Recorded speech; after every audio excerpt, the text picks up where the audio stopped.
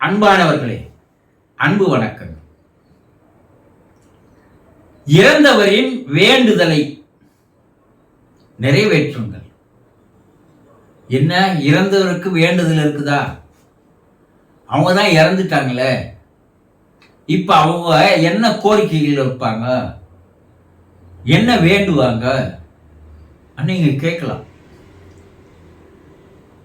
இறந்தவர் ஆன்மா சாந்தி அடையாமல், அமைதி அடையாமல் தவித்துக் கொண்டிருக்கிறது, கலங்கி கொண்டிருக்கிறது, வேதனையில் இருக்கிறது, கவலையில் இருக்கிறது, துயரத்தில் இருக்கிறது, துன்பத்தில் இருக்கிறது என்று ஆவி உலக ஆராய்ச்சிகள் தெளிவாக தெரியப்படுத்துகிறது. அது என்ன நினைக்குதுன்னா, தான் வாழ்ந்த காலத்தில் தெரிந்தோ தெரியாமலோ பல தவறுகளை செய்திருக்கிறார்கள். அந்த தவறுகளுக்கு உண்டான தண்டனைகளை ஆவி உலகிலே, மேல் உலகிலே அவர்கள் அனுபவிக்கிறார்கள். அந்த தண்டனையில் படுகின்ற அந்த துன்பமானது, அந்த வேதனையாது தாங்க முடியாத அளவுக்கு இருக்கிறது. இப்ப அதுல இருந்து வெளிவர வேண்டும் என்றால் இறந்தவருடைய குடும்ப உறுப்பினர்கள் இறைவனிடம், இறை நிலையிடம், இறை ஆற்றலிடம் ஒரு பிரார்த்தனையை வைக்க வேண்டும். என்ன? இறைவா, அவர் வாழ்ந்த போது தெரிந்தோ தெரியாமலோ பல தவறுகளை செய்திருக்கலாம்.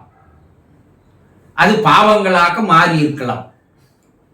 அந்த பாவத்திற்குண்டான தண்டனையை அவர் அனுபவிக்கலாம்.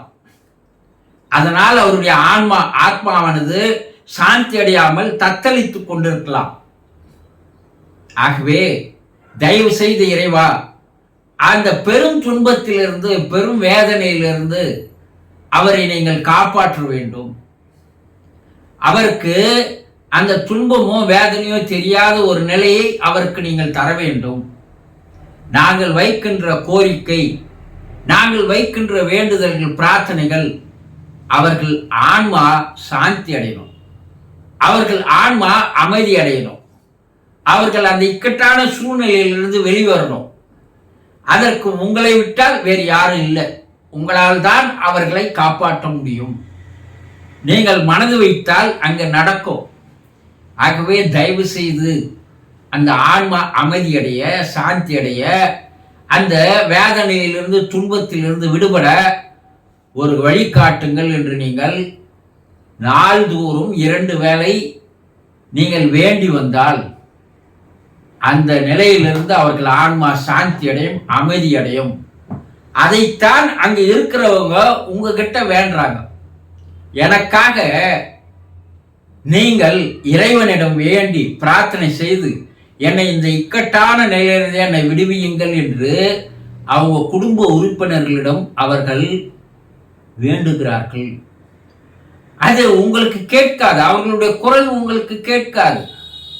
காரணம் என்னன்னா, உங்களுக்குள்ளேயே ஒரு குரல் ஒலித்துக் கொண்டிருக்கிறது.